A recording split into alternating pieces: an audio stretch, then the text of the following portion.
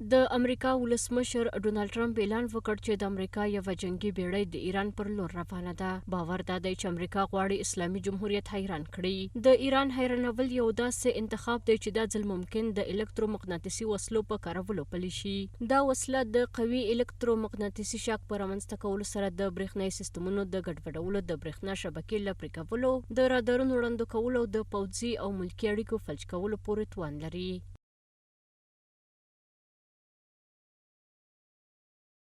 نه تنها حمله ایالات متحده امریکا بالای کشور ایران بی‌ثباتی منطقی و خاور میانه را افزایش میدهد، بلکه افزایش قیمت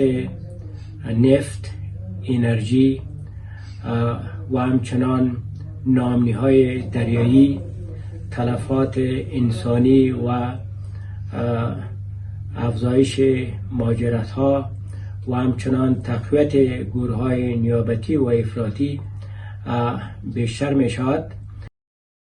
په ورته وخت کې نیویارک پوسټ راپور ورکړ چې د یو اس اس ابراهیم لینکلن الوتکې وړونکې بیړۍ د خپلو جنگي بیړیو سره د امریکا د مرکزي قومندانۍ یا سنټکام منځني ختیځ سیمې ته ننوتلې او د فارس خلیج پر لور روانه ده. دا اقدام وروسته له هغې کېږي چې ډونالډ ټرمپ د پنجشنبې په ورځ اعلان وکړ چې د امریکا الوتکې وړونکې بیړۍ به ایران ته نږدې ځای پر ځای شي.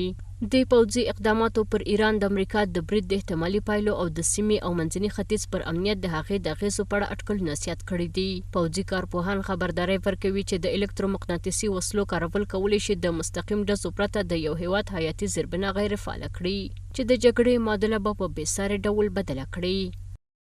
تجمع غیر معمول سلاح‌ها، تجهیزات نظامی و از جمله کشتی تهاجمی طیاره‌بردار ابراهام لینکن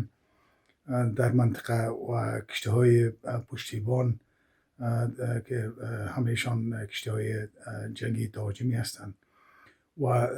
طیارات بمبارد زیاد، یعنی بیش از حد معمول در منطقه و همچنان طیارات بیش از معمول سوخترسان کشفی امریکا و متحدینش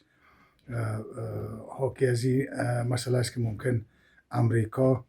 برنامه حمله به ایران داشته باشه. د رویټرز پر وینا په ځواب کې یو لوړپوړی ایراني چارواکي خبرداری ورکړ چې پر ایران هر ډول برید به په یو بشپړه جګړه وګڼل شي او د ممکنه قوي ځواک سره به مخ شي. په ورته وخت کې سید عباس عراقچي په خپل ایکس پاڼه کې په ایران کې د لاریونونو د تلفاتو په اړه نوې احصایې خپرې کړي او ویل چې په لاریونونو کې د وژل شویو کسانو شمېر 3119 تنو ته رسېدلی. د نوموړي پر وینا 2428 ملکي وګړي او د امنیتي ځواکونو غړي وو او نور 690 کسان ترهګر بلل شوي دي. په ورته وخت کې د ترکیې د بهرنیو چارو وزیر حاکان فیدان په یو ټلویزیوني مرکه کې ټینګار کړی چې اسرائیل د ایران د برید لپاره د فرصت په لټه کې دي، یو داسې عمل چې کولی شي په منځني ختیځ کې تاوتریخوالی زیات کړي او د خبرو اترو او ډیپلوماسۍ پروسه د پخوا په پرتله نوره هم مهمه کړي.